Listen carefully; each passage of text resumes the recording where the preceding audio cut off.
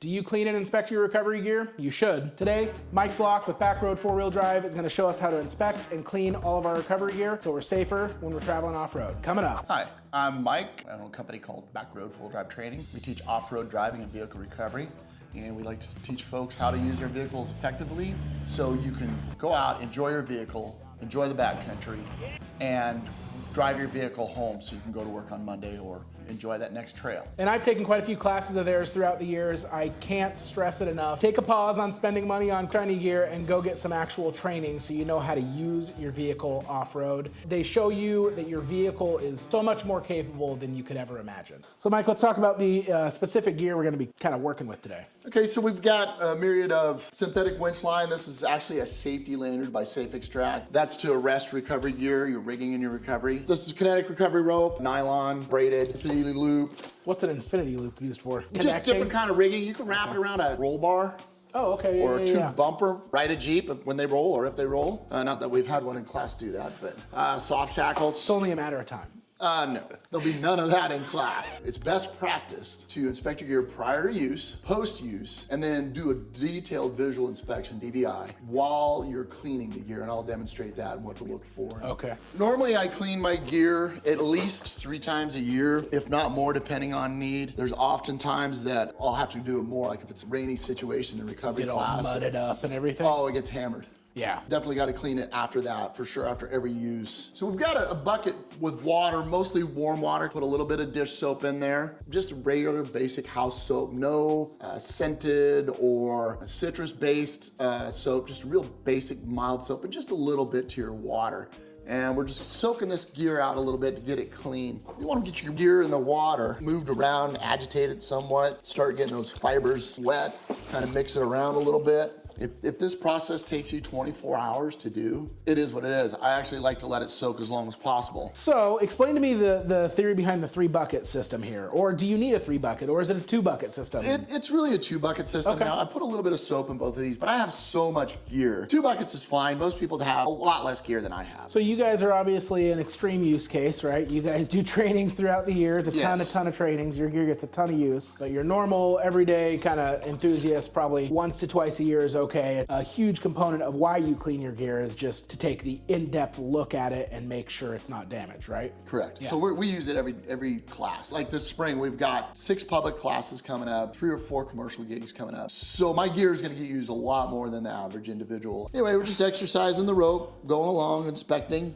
Sure. Looking for cuts, tears, and abrasions. Sometimes you'll heat up the rope a little bit and it'll get a little glazing.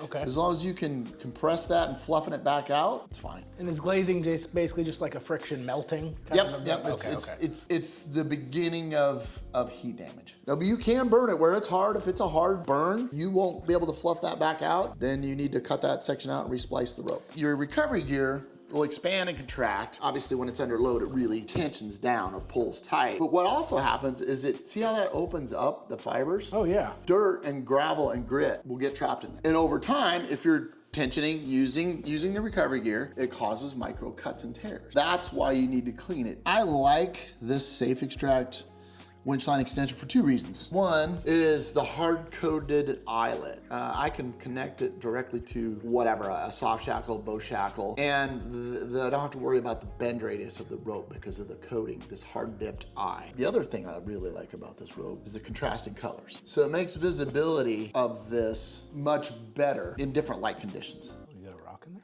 No, it's just a protective coating. Oh, okay. It's just the coating come off of it. You can see there's no cuts. This is one of 12 strands in standard 12-strand hollow core synthetic winch line. Over time, you're gonna get this fuzzy stuff, and that's fine. Yeah. That's not a big deal. We went through this rope once, agitating it, again, just expanding and contracting. That's one time through this water. Yeah. It's filthy, right? You wanna run it through there till the water stays clean. Once you no longer get dirt in the water, then it's clean. So you're gonna refresh that bucket, get some clean water, and continue on? Yep, and do the tree strap. This is a tree strap, it can be used as a tow strap as well. But normally you got 2 layers of strap and then you have the abrasion guard too. Sure. So that helps protect the strap when it's wrapped around a tree or a rock or whatever your anchor point. So now you're not gonna be able to open up any of these fibers. Sure. When you're inspecting, look for damaged or loose stitches, look for cut edges, and just look for any damage. Popped stitches. Down the center of this is a stress stitch. So if you overstress the strap, that will be popped, retire that. But look at your stitching, make sure none of it's popped, it's more than likely overstressed as well. Right. And then look at your edges for damage. I retired a super winch strap. Was cleaning it and had an inspection on it and found the edge damage and I retired it. And I cut it in half. Because again, 16-year-old me would have found that in the trash and would have used it. And of course, it's dangerous for that. These are kind of hard to clean. I'm just gonna kind of agitate it around in there and you'll see by the end of this, just like that rope, it's filthy. Once I get this strap clean, I'm gonna dump my soaking bucket of water, put in a fresh bucket of water and re-soak everything again. Right. And then I'm gonna run it back through the clean water until it's no longer dirty. Now, is there anything different with a soft shackle? Generally where these break is on the noose here. You want to inspect your knot, make sure it's not loosened up and gotten soft. And then just like your winch line extension, this is just 12-strand hollow core. So hardware, what's in the category of hardware? Hardware is your mechanical devices, whether it be a bow shackle or a pulley block. Give it a good cursory look. Make sure that the cheeks are in decent shape. This is aluminum, so it could get gouged or damaged along the edge. Just make sure there's no damage to your pulley block. These are your cheeks. This is the sheave. This particular pulley block is unique that has a hole in the axle, and that axle we can put a safety lanyard through. So if the gear was to fail, or if the rigging was to fail, you could capture that with a safety lanyard. So it doesn't become a projectile. 5 pounds? 4.5 pounds. Yeah, 4.5 pounds. Yeah, that releases, you're in a world of hurt.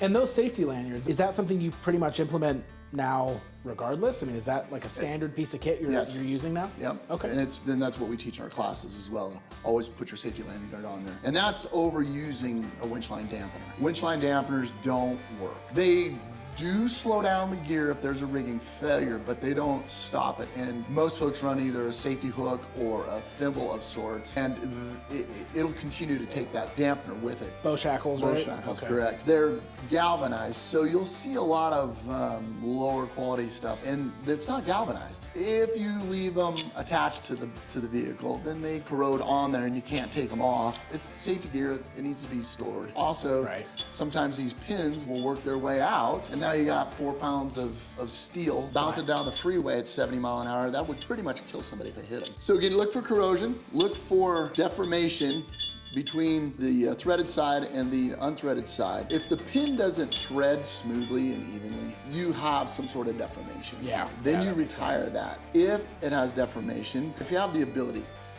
cut it up. The 16-year-old me would find this somehow in the trash. If it was damaged, I would have used it. So you want to go through and inspect all your bow shackles. Yeah. Your hitch recovery point, receiver hitch recovery point, I should say. This is an aluminum one, rated 9,500 pounds. If you don't have recovery points in the back of your vehicle, this is very suitable. What you want to do is you want to look for damage around the edge here because this is soft shackle compatible, or you can use it with a screw pin bow shackle. Oh, you can use it with both? Yes.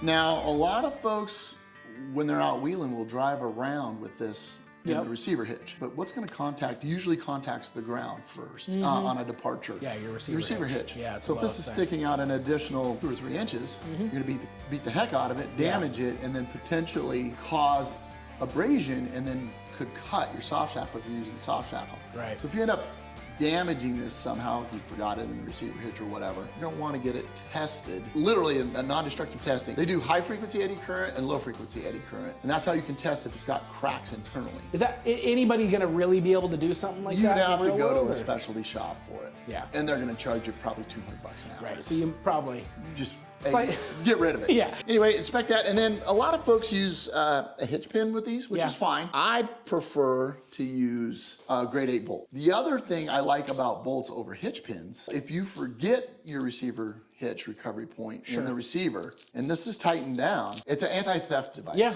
So everybody that has a winch needs to clean their winch line on the regular, I'll say at least 2 to 3 times a year, if not more, if you've got the time. And the reason being is it's constantly exposed. Even if you've got a hidden winch, like mine, I got this light bar hole here that is constantly getting vapor and road salts, grime, brake dust, whatever, coming off the road. Real quick, I don't run a thimble because of the hard dipped eye on the safe extract rope. And the reason being is they have that hard dipped eye so it maintains the radius when it's being pulled. With that, I don't need a thimble or a safety hook. Right. The big thing about that is they take that 2, 3, 4, 5 pounds of mass out of my rigging. Sure. I can go to a bow shackle, I can go to a soft shackle right through this eyelet. It's at least once a year. If you have a roller fairlead, I like to remove the pins that these rollers ride on and clean them up, take the corrosion off, because they get a little rusty, a little stiff, get the dirt out of there. Over time, these will build up with crud. So I was able to remove these, clean up the pins. I put a dry film lubricant on here. And so that way they can still roll. You just want to maintain those at least once a year, pull it off and clean them up and get the crud out of the pins. Now, you don't have to take your winch line off the drum. I'm just gonna spool this out and let it soak, and we'll get back to cleaning our other recovery gear. Something real quick about winch bumpers is having visibility and access to that drum. And the reason being is you want to be able to see if that rope is fouling or not feeding onto the drum correctly. And secondly, you want to be able to correct it. If you can see it and prevent fouling of the rope going back on the drum, that's half the battle. Because then you won't have to unfoul it. If you can see it feeding on correctly, you can stop and correct it.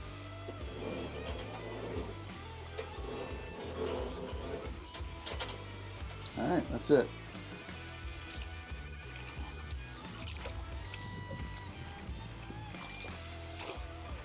Look how dirty that water's already getting just from a few minutes of being in the water. I'm setting up my drying rack here and I just use a 6-foot ladder. It works really well. And I got a fan over here in the corner that I'm gonna be blowing on it. Sure. And so to help assist in the drying of this, just run your hand down it, but see, I'm kind of wringing it out. Now, another thing about kinetic rope, most folks don't know, it loses 10% of its capacity. So this is, I believe, 28,000 pound kinetic recovery rope. When it's wet, subtract 10% of that 28,000 pounds. Or whatever your rope's rated at. Also with this, don't leave wet recovery gear in the back of your vehicle, especially in the wintertime, because it'll freeze. Good luck playing with that. I prefer a 20 foot over a 30 foot because it's just less to work with, less to store. Now you can lengthen it, you can add straps or your synthetic winch line, and that'll give you your extra length. It'll cost you less money and it's easier to store. Loop your gear over. And then again, I got a 20-inch fan over here in the corner that'll just blow air across this and dry it in 24, 36 hours to dry. So after this is dry, what's the best method to use to like keep it all contained and keep it all packed up and ready to go? Grab one here for you. This is a 1-inch roller cam. I like the roller ones because